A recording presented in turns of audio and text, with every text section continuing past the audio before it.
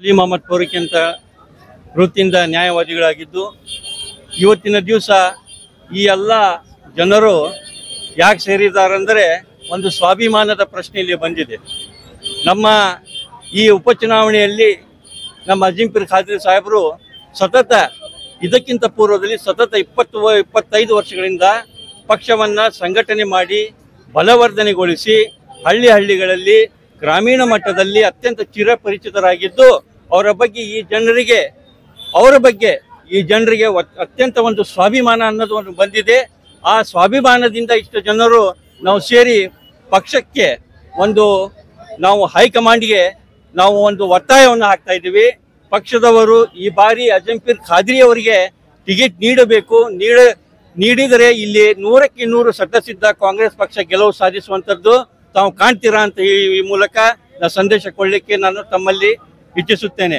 ಮತ್ತು ಎರಡನೇದಾಗಿ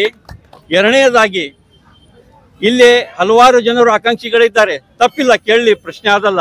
ಆದರೆ ನಾವು ಸ್ಥಳೀಯವಾಗಿ ಅಜೀಂ ಖಾದ್ರಿ ಅವರ ಸೇವೆ ಅತ್ಯಂತ ಅನನ್ಯ ಸೇವೆಯಾಗಿದ್ದು ಅದನ್ನು ಪಕ್ಷದವರು ಕೂಡ ಪರಿಗಣಿಸಬೇಕಂತ ನಮ್ಮಲ್ಲಿ ಎರಡನೇ ವಿನಂತಿ.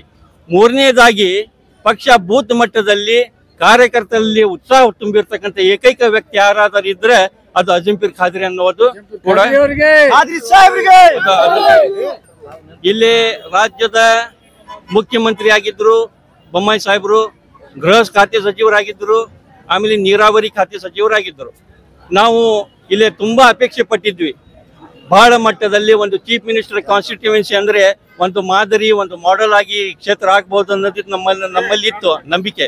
ಆದರೆ ಆ ನಂಬಿಕೆ ಮಟ್ಟಕ್ಕೆ ಅವರ ಪರ್ಫಾರ್ಮೆನ್ಸ್ ನಮ್ಮಲ್ಲಿ ಶಿಗ್ಗಾಂವ್ ವಿಧಾನಸಭಾ ಕ್ಷೇತ್ರದಲ್ಲಿ ಮಾಡಿಲ್ಲ. ಈಗ ಮುಂದಿನ ದಿನಮಾನಗಳಲ್ಲಿ ಈಗಾಗಲೇ ಕಾಂಗ್ರೆಸ್ ಪಕ್ಷ ನಮ್ಮ ಅಧಿಕಾರದಲ್ಲಿದೆ. ಈ ಬಾರಿ ಕಾಂಗ್ರೆಸ್ ಪಕ್ಷದವರು 5 ಗ್ಯಾರಂಟಿಗಳನ್ನು ನೀಡಿದ್ದು, ಆ 5 ಗ್ಯಾರಂಟಿಗಳು ನಮ್ಮ ಪಕ್ಷಕ್ಕೆ ಕೈ ಹಿಡಿತಾವ ಅನ್ನೋದು ನಮ್ಗೆ ಸಂಪೂರ್ಣ ನಂಬಿಕೆ ಇದೆ. ಮತ್ತು ಅಜೀಂ ಖಾದ್ರಿ ಅವರಿಗೆ ಒಂದು ಟಿಕೆಟ್ ಕೊಡುವಂತ 100% ನಮಗೆ ಚಾನ್ಸಸ್ ಬರ್ತಿದೆ ಹೈಕಮಾಂಡ್ನವರು. ಯಾಕಂದ್ರೆ ಸ್ಥಾನಿಕವಾಗಿ ಈಗಾಗಲೇ ಸರ್ವೆ ನಡೀತಾ ಇದೆ. ಇಲ್ಲಿ ಕೇವಲ ಒಂದು ಕೋಮಿಗೆ ಅಜೀಂ ಖಾದ್ರಿ ಅವರು ಸೀಮಿತ ಇಲ್ಲ. ಹಿಂದೂ ಇರ್ಬೋದು, ಮುಸಲ್ಮಾನ್ ಇರ್ಬೋದು, ಪ್ರತಿಯೊಂದು ಕೋಮಿನ ಜೊತೆಗೆ ಒಳ್ಳೆಯ ಒಡನಾಟವನ್ನು ಹೊಂದಿರತಕ್ಕಂಥ ಏಕೈಕ ವ್ಯಕ್ತಿ ಅದು ಅಜೀಂ ಖಾದ್ರಿ ಅಂತ ನಾನು ಹೇಳಲಿಕ್ಕೆ ಬಯಸ್ತೇನೆ.